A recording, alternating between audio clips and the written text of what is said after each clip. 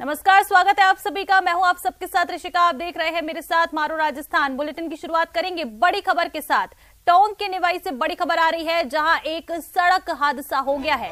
एक ट्रेलर से हरियाणा रोडवेज की बस टकरा गई है और इस हादसे में 10 से ज्यादा यात्री घायल हो गए हैं। निवाई सीओ संदीप सारस्वत मौके पर पहुंच गए हैं। 6 घायलों को निवाई सीएचसी पहुंचाया गया है। तस्वीरें सबसे पहले न्यूज 18 राजस्थान आपको ये दिखा रहा है। टोंक के निवाई में जो सड़क हादसा हुआ है उसकी तस्वीरें हैं। ट्रेलर से हरियाणा रोडवेज की बस टकरा गई है और इस हादसे में 10 से ज्यादा यात्री घायल हो गए हैं। निवाई सीओ संदीप सारस्वत मौके पर पहुंचे हैं और 6 घायलों को निवाई सीएचसी पहुंचाया गया है। ज्यादा जानकारी लेंगे, सहयोगी दौलत पारिक हमारे साथ फोन लाइन पर जुड़ गए हैं। दौलत, कैसे हुआ ये पूरा हादसा, क्या जानकारी है आपके पास? ऋषिका, मैं आपको बताना चाहूंगा कि निवाई के पास में ये गुंसी नाका है। यहाँ पर ट्रेलर से हरियाणा रोडवेज की बस टकरा गई है। हाईवे के किनारे खड़ा था ये ट्रेलर और हरियाणा रोड की बस टकरा गई। टक्कर इतनी तेज थी कि इस बस में सवार करीब 10 से ज्यादा, बताए जा रहे 15 के आसपास लोग हैं। जो 6 लोगों को निवाई सीएचसी पहुंचा दिया गया है और जो पुलिस के अधिकारी हैं वो मौके पर पहुंचे और वहां पास ही जो लोग थे, बड़ी संख्या में लोग वहां पर पहुंचे और घायलों को पहुंचाया है। कोहरा आज बहुत ज्यादा है और स्पीड भी बस की ज्यादा थी, लेकिन सबसे बड़ा कारण जो है वो टोंक जिले से जो जयपुर कोटा नेशनल हाईवे गुजर रहा है, इस टोंक की सीमा में करीब 5 जगह रॉयल्टी के नाके लगे हुए, जो हाईवे पर नाका रखे बैरिकेड के तौर पे। तो ऐसी स्थिति में जब विजुअलिटी कम हो जाती है तो दूर से दिखाई नहीं देता और जो रफ्तार तेज होती है उसकी वजह से ये हादसा हुआ है।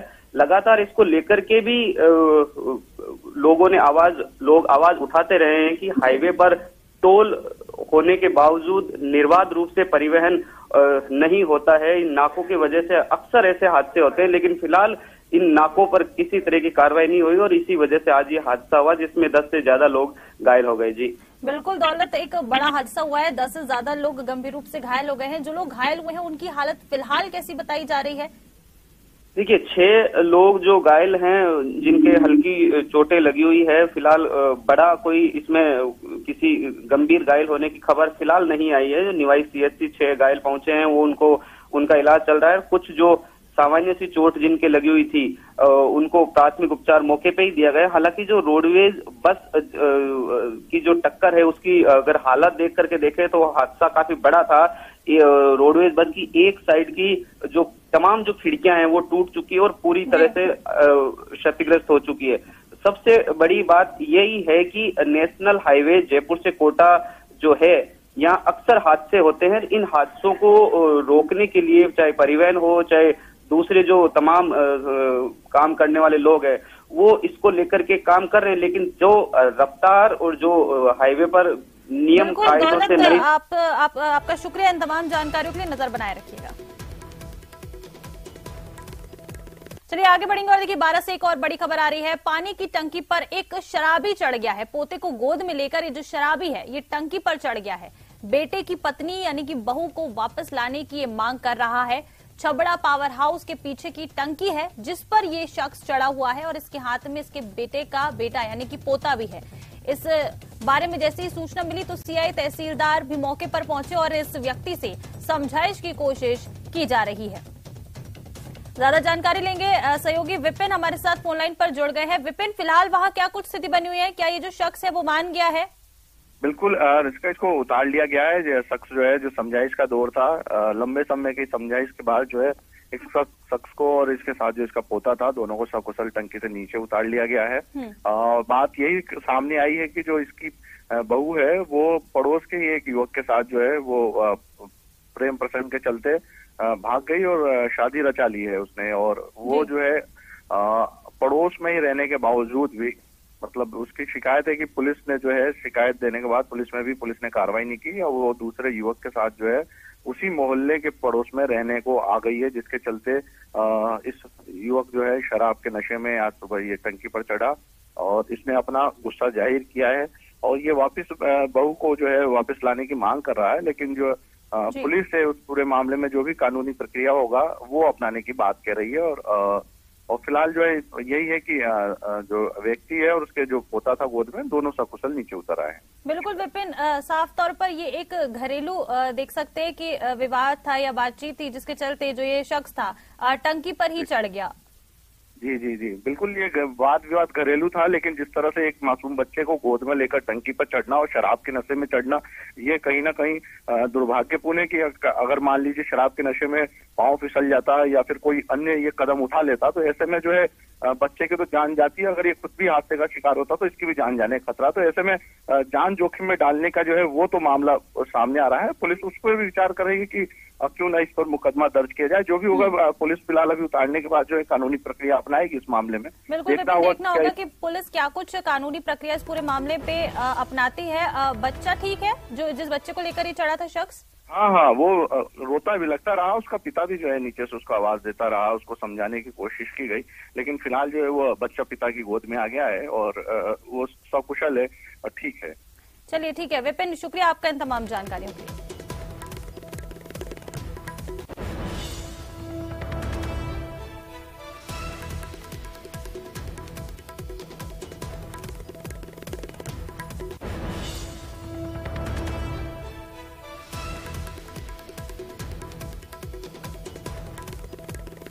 तो ये तस्वीरें 12 से सामने आई थी, जहां एक व्यक्ति अपने पोते को लेकर पानी की टंकी पर चढ़ गया और बताया जा रहा है कि शराब के नशे में था।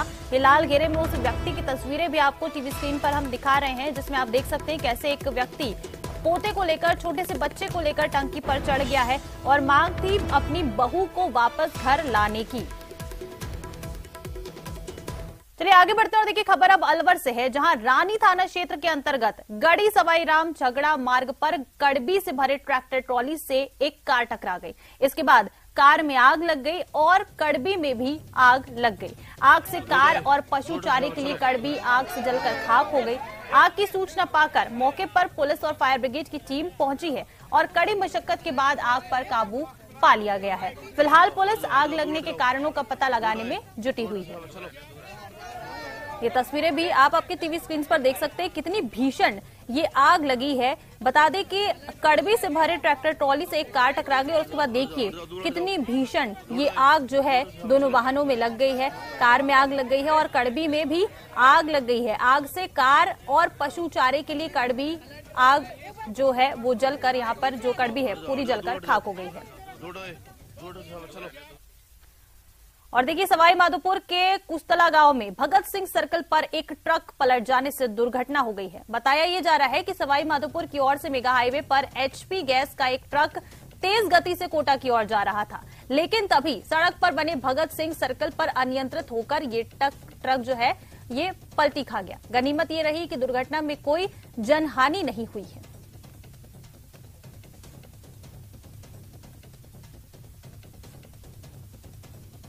हुआ है रात। अच्छा, कैसे हुआ ये तेज गति से आ रहा था सवाई माधोपुर की ओर से, अंधेरे की वजह से। तो ये यहाँ पर अंधेरा रहता है, हाँ। न कोई यहाँ ब्रेकर है, हाँ। न कोई लाइट, और यहाँ न कोई लाइट है, तो इसलिए ये इसको ड्राइवर शराब पी रखी थी और तेज गति की वजह से ये एक्सीडेंट हुआ है। रात 9:15 बजे करीबन ये सवाई माधोपुर की ओर से एचपी गैस सिलेंडर का वो ड्राइवर था, उसने दारू पी रखी थी और रात में तेज स्पीड से आ रहा था। वो भगत सिंह सर्किल पे उसको लाइट नहीं थी यहाँ पे। अच्छा। तो उसको अंधेरे में दिखा नहीं, तो वो भगत सिंह सर्किल के वहाँ पे अचानक आया नहीं स्पीड से, तो वो यहाँ पे टर्न मिलता है, इधर से सीधे आते हैं, तो यहाँ पे टर्न लगी उसको, तो इससे वो टकरा के पलटी खा के और इसमें गिर गया। और देखिए गुजरात से एक बड़ी खबर आ रही है। गुजरात के नवसारी में एक बड़ा हादसा हो गया है। यहाँ हादसे में 9 लोगों की मौत हो गई है, कई लोग घायल बताए जा रहे हैं। बस ड्राइवर को हार्ट अटैक आया था, जिसकी वजह से यह हादसा हुआ। हार्ट अटैक के बाद बता दें कि कार से जो बस है उसकी टक्कर हो गई। बस और कार की जोरदार टक्कर हुई है और इस टक्कर में 9 लोगों की मौत हो गई है और कई लोग गंभीर रूप से घायल भी बताए जा रहे हैं। बड़ी खबर गुजरात से आपको बता रहे हैं। एक बस जो कि सूरत से वलसाड़ जा रही थी, उसका बीच रास्ते में ही एक्सीडेंट हो गया। एक बड़ा हादसा हुआ है, हार्ट अटैक आ गया बस के ड्राइवर को, जिसके बाद जो बस है वो कार से टकरा गई और इस पूरे हादसे में अभी तक 9 लोगों की मौत होने की जानकारी भी सामने आ रही है।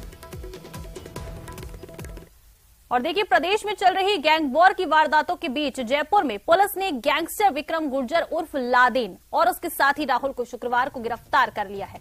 अलवर में बहरोड का रहने वाला विक्रम उर्फ लादेन पर पुलिस मुख्यालय ने 25,000 रुपए का इनाम घोषित किया हुआ था।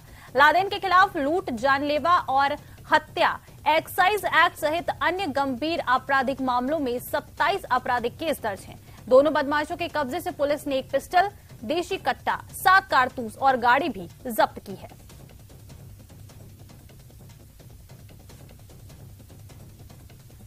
और देखिए, कोटा में नंबर की एवज में छात्राओं से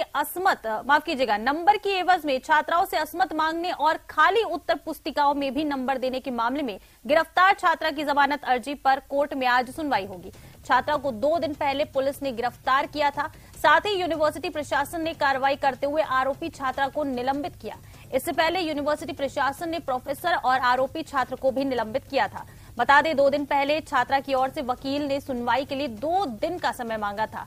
वहीं आरोपी छात्रा निशा यादव, डर्टी प्रोफेसर गिरीश परमार और आरोपी छात्र अर्पित अग्रवाल फिलहाल कोटा की सेंट्रल जेल में बंद हैं।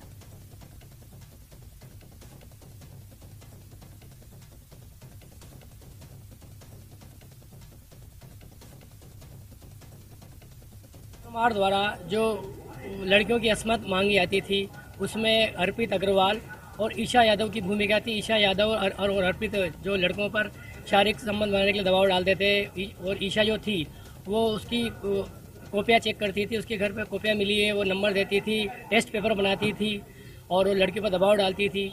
इसका उसमें षड्यंत्र शामिल थी उसके, इसलिए उसको गिरफ्तार कल कोर्ट में पेश किया था और उसकी सुनवाई आज होनी थी उसकी जमानत पे, लेकिन उसके वकील साहब ने 31 तारीख उसकी जमानत पे ले ली। देखिए, ये बड़ा अपडेट आपको बता रहे हैं। कोटा कोचिंग नगरी में एक मामला सामने आया था, जहां छात्राओं से असमत मांगने और खाली उत्तर पुस्तिकाओं में भी नंबर देने के मामले में एक प्रोफेसर गिरफ्तार हुआ था, एक छात्र भी गिरफ्तार हुआ था। और इसके बाद जैसे जैसे पूरा मामला बढ़ता जा रहा है, इसमें एक छात्रा का नाम भी शामिल आया। और अपडेट इस पूरे मामले में ये है कि जो छात्रा है उसकी जमानत अर्जी पर कोर्ट में आज सुनवाई होगी। ज्यादा जानकारी लेंगे सहयोगी ओम प्रकाश हमारे साथ फोन लाइन पर जुड़ चुके हैं। ओम प्रकाश, कब तक होगी सुनवाई कोर्ट में आज? देखिए, दोपहर को इस जमानत अर्जी पर आज सुनवाई होनी है, क्योंकि 2 दिन पहले सुनवाई होनी थी। उस समय आरोपी छात्रा के वकील ने जो है कोर्ट से समय मांगा था। इस मामले में 2 दिन का समय मांगा था और आज फिर से इस मामले में ये कहा जा सकता कि सुनवाई होगी। दोपहर बाद में तस्वीर साफ होगी कि आरोपी छात्रा को जमानत मिलेगी या फिर से उसको जेल में ही समय बिताना पड़ेगा। लेकिन ये कहा जा सकता अब एसआईटी की टीम लगातार जांच को आगे बढ़ा रही है। एक और अन्य मामले में इन तीनों आरोपियों को प्रोडक्शन वारंट पर जल्द ही वापस गिरफ्तार किया जा सकता है कोटा की सेंट्रल जेल से, जबकि फिलहाल इनको अभी तक कोई राहत मिली नहीं है तीनों आरोपियों में से किसी को। वही एसआईटी की टीम अब कई जो डीन व अन्य प्रोफेसर, अन्य स्टाफ, स्टूडेंट सहित अन्य लोगों से जो है इनसे जुड़े हुए मामले में पूछताछ कर रही, क्योंकि 2 से 3 अलग अलग मामले हो गए। एक तरफ से परीक्षा को मौज मस्ती का अड्डा बना रखा था, मनमर्जी के नंबर देना, खाली उत्तर पुस्तिकाओं नंबर देने का मामला, तो वहीं असमत मांगने का जो बड़ा मामला वो पहले से चल ही रहा था।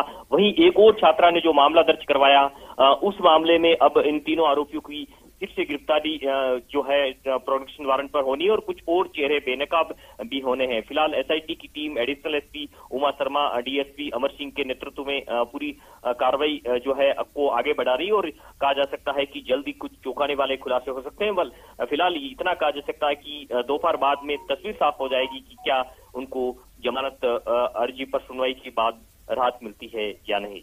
बिल्कुल ओम प्रकाश, दोपहर बाद ही पूरी तस्वीर सामने आ पाएगी कि आखिर क्या होता है इनकी सुनवाई में और क्या कुछ निर्णय लिया जाएगा कोर्ट के द्वारा। अपडेट्स आपसे लगातार इस पूरे मामले पर लेते रहेंगे, नजर बनाए रखिएगा। फिलहाल आपका शुक्रिया।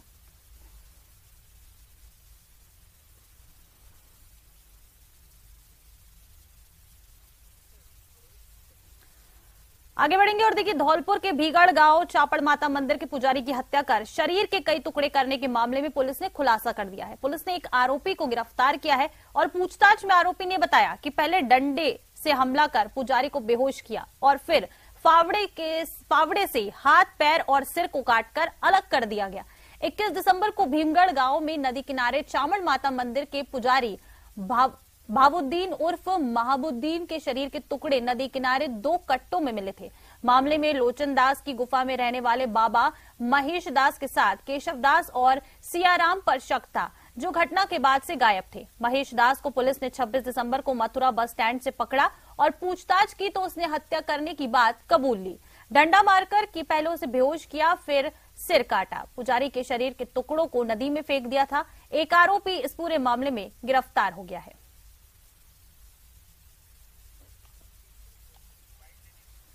तो ये बड़ी जानकारी, बड़ा खुलासा किया है पुलिस ने। भीमगढ़ गांव चापड़ माता मंदिर के पुजारी की हत्या के मामले में ये बड़ा खुलासा हुआ है। एक आरोपी को गिरफ्तार कर लिया है और पूछताछ में आरोपी ने यह भी खुलासा किया है कि किस तरह से पुजारी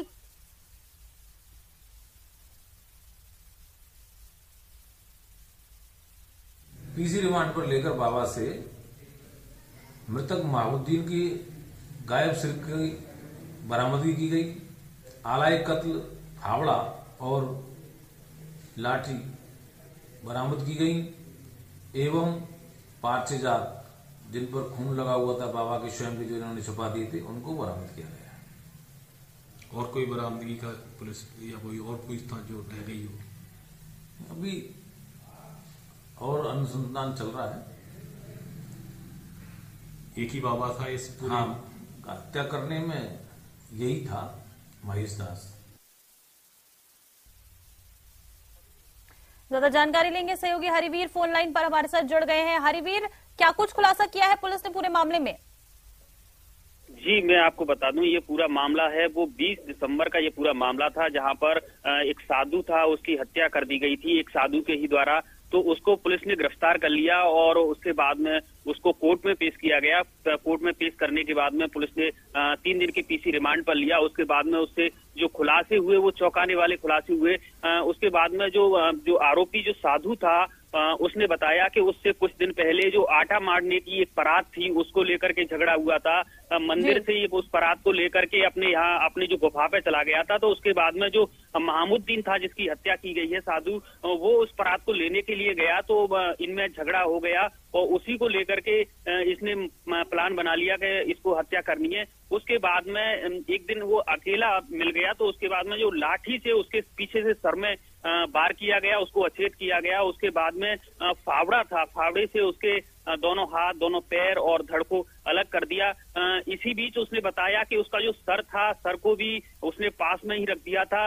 उसके बाद में उसको जानवर ले गए, तो जानवर ले गए, उसके बाद में वो सर उसको नहीं मिला और जो 4 टुकड़ों में जो सब था उसका वो कट्टे में भर के नदी में फेंक दिया। उसके बाद में जो ग्रामीणों को सूचना लगी तो ग्रामीणों ने पुलिस को सूचना दी। उसके बाद में पुलिस ने जो साधु थे, जो 3 साधु थे, उसके मंदिर के बगल में रहते थे गुफा में, वो तीनों उसी घटना के दिन से गायब थे। उनको मथुरा से एक जो साधु था, उसको जालिम है, उसको गिरफ्तार कर लिया है और पुलिस ने अब उसको जेल भेज दिया है।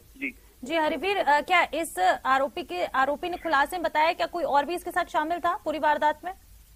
जी बिल्कुल, इसने बताया कि और कोई नहीं था, इसके शामिल नहीं था, ये अकेला ही था। और एक बात और है इसमें कि मैं आपको बता दूं कि ये जो आरोपी साधु है, इस पर उत्तर प्रदेश में करीब 8 मुकदमे दर्ज हैं। हत्या, चोरी, हत्या का प्रयास, लूट, दुष्कर्म जैसे करीब 8 जो मुकदमे हैं वो दर्ज हैं। ये पहले से ही जो आरोपी प्रवृत्ति का ये साधु था और ये यहाँ पर रह रहा था। उसके बाद में यहाँ हत्या करके साधु की और ये पुनः अपने जो जिला है वहां पर चला गया था। वहां से पुलिस ने इसको गिरफ्तार कर लिया है और अब इसको जेल भेज दिया है। जी बिल्कुल हरिवीर, एक पुलिस को बड़ी सफलता और एक बड़ा जो शातिर आरोपी उसे पुलिस ने गिरफ्तार कर लिया है। शुक्रिया आपका इन तमाम जानकारियों के लिए। 7वें वेतन आयोग की विसंगतियों को लेकर बनाई गई खेमराज कमेटी ने सीएम अशोक गहलोत को अपनी अंतिम रिपोर्ट सौंप दी है। प्रदेश के करीब 7.5 लाख कर्मचारी लंबे वक्त से इस रिपोर्ट का इंतजार कर रहे थे। बता दें कि इसी मामले को लेकर इससे पहले वसुंधरा सरकार ने सामंत कमेटी बनाई थी। उसकी अंतिम रिपोर्ट आने से पहले ही सूबे में सरकार बदल गई। गहलोत सरकार ने उस रिपोर्ट को स्वीकार नहीं किया और रिटायर्ड आईएएस खेमराज चौधरी की अध्यक्षता में खेमराज कमेटी का गठन कर दिया। कमेटी द्वारा रिपोर्ट सीएम अशोक गहलोत को सौंपे जाने के बाद कर्मचारियों को उम्मीद है कि आने वाले बजट में राज्य सरकार सभी विसंगतियों को दूर करके कर्मचारियों को बड़ा चुनावी तोहफा देगी।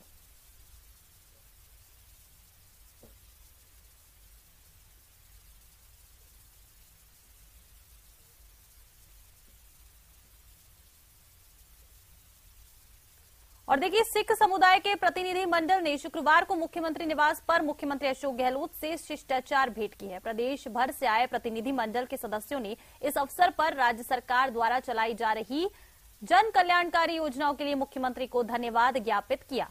प्रतिनिधि मंडल के सदस्यों ने राज्य के आगामी बजट के लिए मुख्यमंत्री को अपने सुझाव भी दिए। गहलोत ने प्रतिनिधि मंडल के सुझावों को आगामी बजट में स्थान देने का आश्वासन दिया है। इस अवसर पर पंजाब के पूर्व उप मुख्यमंत्री सुखजिंदर सिंह रंधावा और करणपुर विधायक गुरमीत सिंह कुन्नर उपस्थित रहे।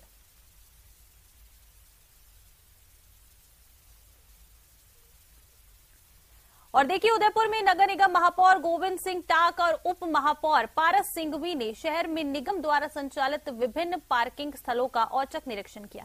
निरीक्षण में उप महापौर सिंघवी ने रंगे हाथों अतिरिक्त शुल्क वसूलते संचालक के कर्मचारी को दबोचा है। नगर निगम उप महापौर और स्वास्थ्य समिति अध्यक्ष पारस सिंघवी ने बताया कि पिछले कुछ दिनों से निगम महापौर गोविंद सिंह टाक को शहर में निगम द्वारा निविदा पर संचालित पार्किंग स्थलों में तय राशि से भी अतिरिक्त राशि वसूलने की शिकायतें प्राप्त हो रही थी। पर्यटन नगरी होने के कारण यहां आने वाले पर्यटकों को किसी भी प्रकार की कोई असुविधा न हो, इसके लिए महापौर ने तुरंत कार्रवाई करने का निर्णय लिया।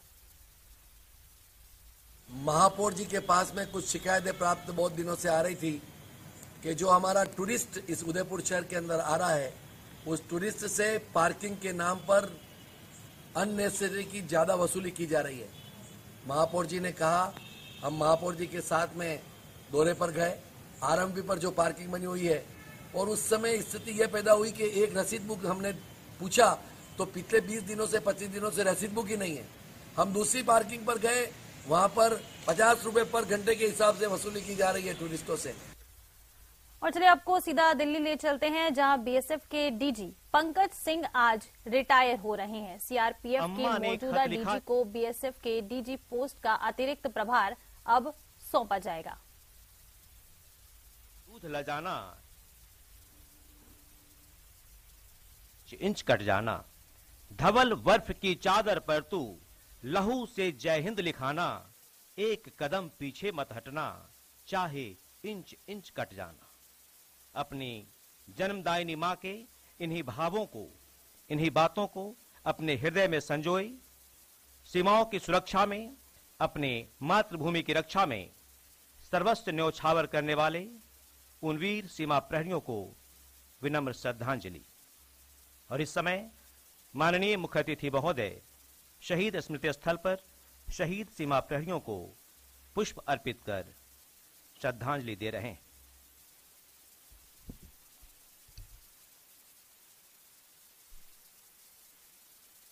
वतन की आन पर मिटने वाला हर व्यक्ति पूजनीय है। वह अपनी ज्योति को बुझाकर सैकड़ों हजारों घरों को ज्योतिर्मय करता है। वतन पर मिटने वाले इतिहास होते हुए भी इतिहास नहीं होते। वे हर दौर, हर वक्त में जिंदा रहते हैं। उनका जीवन प्रेरणा देता है। देश पर मिटने वाले शहीदों को देश नमन करता है। यह बल नतमस्तक है अपने बीएसएफ परिवार के उन शहीदों के आगे जिन्होंने अपनी कुर्बानियों से देश व फोर्स का नाम रोशन किया है। सीमा सुरक्षा बल का हर प्रहरी उनके बलिदान को आवाज देता है, सलाम करता है, इस ख्याल के साथ कि उजाले अपनी यादों के हमारे साथ रहने दो। न जाने किस गली में जिंदगी की शाम आ जाए। इन शहीदों की कुर्बानियां हम में देशभक्ति की भावना, देशवासियों के प्रति प्रेम और कर्तव्यपरायणता की शिक्षा देती है। शहीदों की मजारों पर लगेंगे हर बरस मेले। वतन पर मिटने वालों का यही बाकी निशा होगा। धन्य है वो सीमा के शहीद प्रहरी, धन्य है उनके माता पिता जिन्होंने ऐसे लाडलों को जन्म दिया। तो चलिए यहां रुकेंगे, एक छोटे से ब्रेक लिए, कहीं मत जाएगा, फौरन लौटेंगे।